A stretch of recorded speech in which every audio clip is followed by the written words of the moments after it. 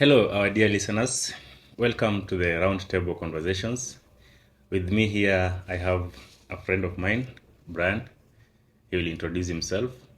Today, we want to talk about such a delicate topic of relationships, and we want to touch on the topic from different angles: the choice, loyalty, the career, and family. So, I'll give him a chance to introduce himself before we can continue. Okay, my name is Brian Kipkemboi Maru. I am an engineer by profession, but I freelance here and there.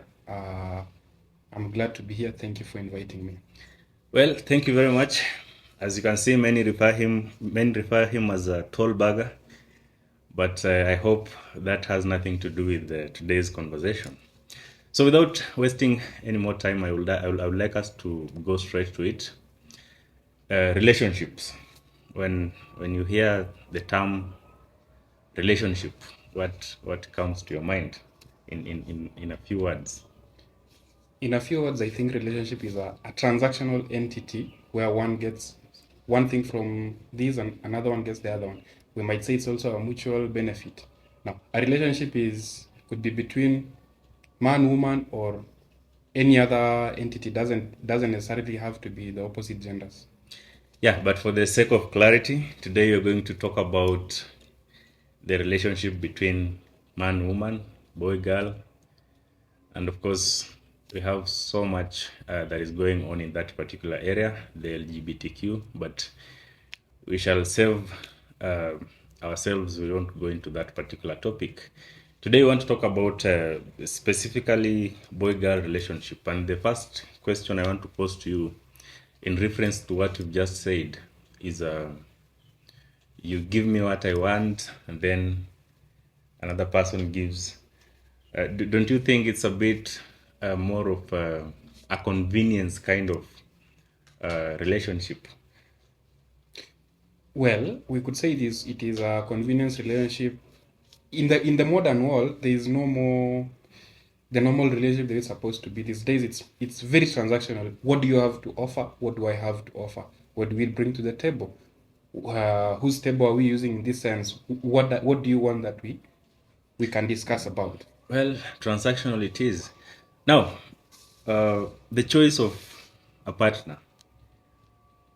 What do you think is the current criteria in which the youth do uh, to get a partner, or is it, do they follow some criteria, or they just they're bored to stay alone and they need to find someone and all that? What do you think based on the status quo?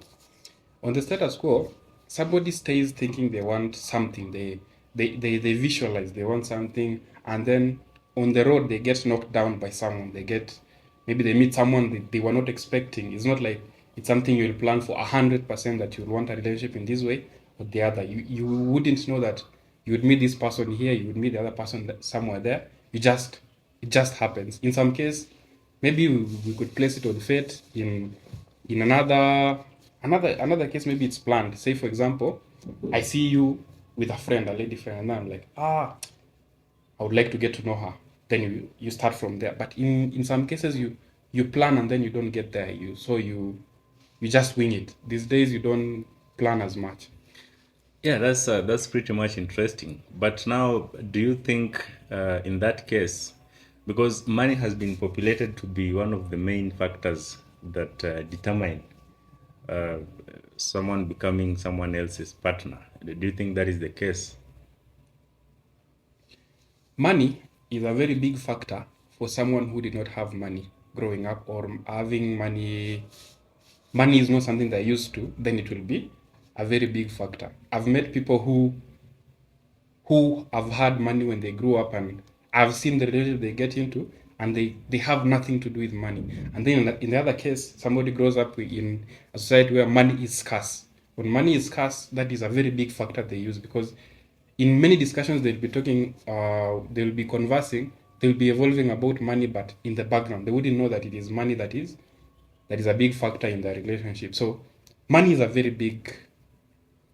Yeah, but on the contrary, the ladies these days make it clear that you either you have to afford my needs. I have to go to the salon. I have to eat well. I have to go to places. I have to go to showmarks and all that. Do you think that is the right criterion? And of course, we don't blame them because the cost of living is a bit tough, and they also need a sense of security to be attached to someone who can provide for them. How do you react to that? My reaction to that is people that other people are dating. I'm not going to say you or any other person in this sense. People are dating people who do not have money. So money becomes an issue. But now if you get to date somebody who has their money, that is not really an issue. They'll start focusing on other things. So the issue first is who has money, who doesn't have money. Now, if you go for somebody who has money and somebody who has money, the conversation changes. So, but when one person doesn't have the money, say the lady doesn't have money, that will be a very big. It will drain you more than just emotionally because you'll be trying to provide. Then tomorrow, somebody with a bigger wallet comes and sweeps in. And now, if money was the main factor, you'll be left. Yeah, but while you are still on the subject of money, who should have more, the lady or the man, or they should balance? I live in a utopian world whereby the amount of money doesn't matter. Yes.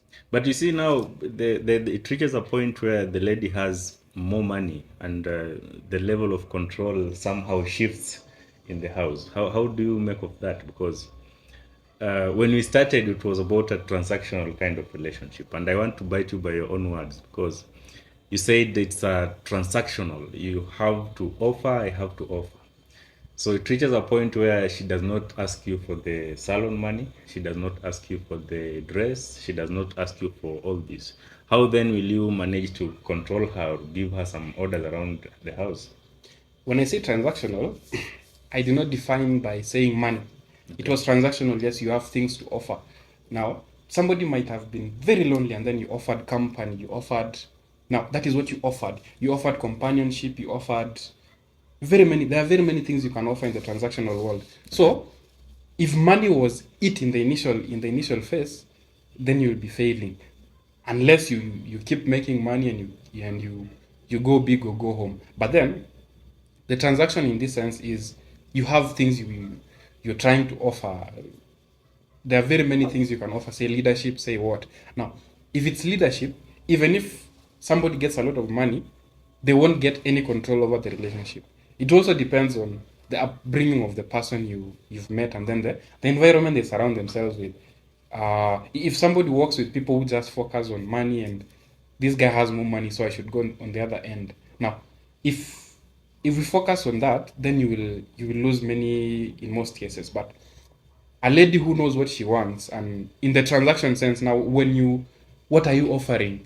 If somebody says I want companionship, if it's companionship, you will never lack that in that case. Yeah, but a lot changes in the long run because if you don't have money during the time that you are meeting up, maybe companionship could be the entire motive.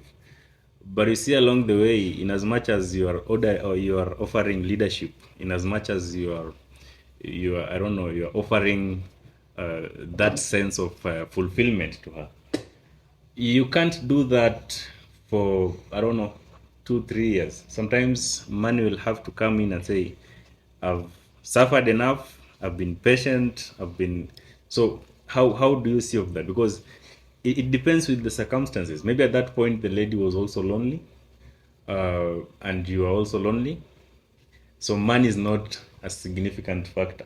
But then along the way the needs arises, the wants come in, and that now draws the line between really leadership in this sense, or now catering for her needs or upgrading the status of life. Now,